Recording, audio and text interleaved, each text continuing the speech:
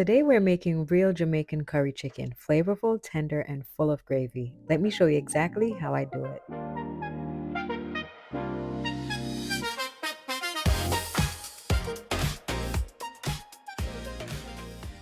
Alright, let's get into this curry chicken. I start by seasoning the chicken properly. Salt, pepper, onion powder, ginger, garlic, pimento seasoning, and a Maggi pack. Jamaican season from early because curry needs layers of flavor, not just the heat. Next, we're going to add some fresh seasoning. I'm going to first add some minced Scotch bonnet, fresh thyme, onion, garlic, and scallions. This right here is the foundation of Jamaican cooking. These aromatics are what make the curry smell like home.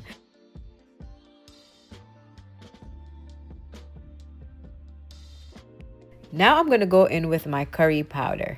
And season the chicken with curry powder before cooking really helps the flavor to soak in deep. And the Maggi pack give you that savory base, and this is how you get that rich, full body curry chicken at home.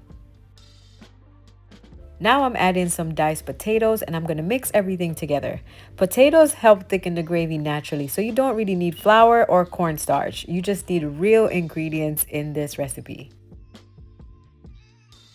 And just take a good look at this. This is what properly marinated curry chicken should look like. It should be colorful, coated, and ready to cook.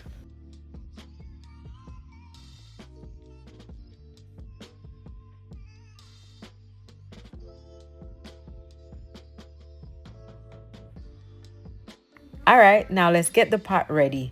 And I'm going to be using a Jamaican curry blend. And that's how you get the right color and the right flavor. Alright, first things first, you're going to bloom your curry in the oil first. This step is going to wake up the spices and removes that raw curry taste. And every Jamaican household does this step. Then you're going to add the chicken straight into the pot to brown. You're going to flip it once it gets that beautiful brown color, and browning locks in flavor and it's going to give your gravy that deep golden look.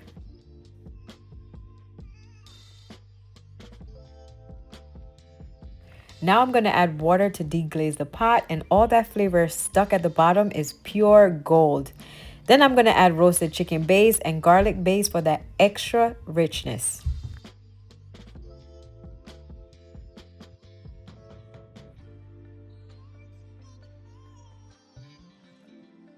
And guess what? It's not Jamaican unless we add a couple pimento seeds. Classic Jamaican flavor, and a few is all you really need.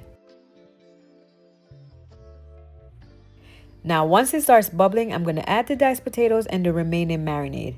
And this is where the curry really starts to build all that flavor.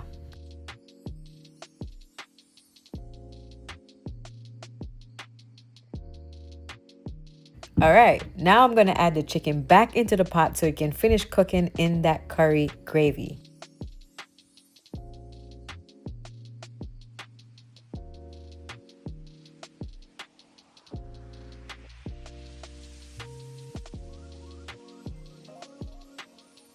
Fresh thyme always go on top. Always, never skip that step. Now I'm just gonna cover it and let it simmer. Curry chicken needs time to develop that deep flavor. So we're just gonna leave it alone and make it do its thing.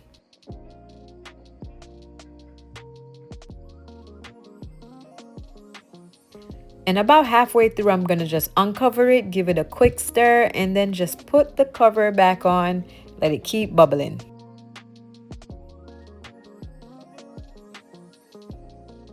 And look at that, bubbling, rich, and smelling like Sunday dinner. Just give it a stir and let it keep doing its thing.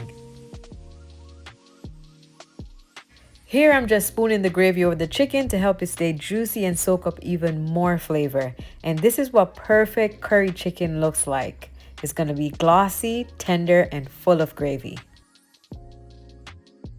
Alright, it's time to plate, and I'm going to put the curry chicken right in the center of the rice and make sure it gets plenty of gravy. Curry chicken without gravy should be a crime. Like, it should be a serious crime. I'm going to add a little scallion on top just for some freshness and some color.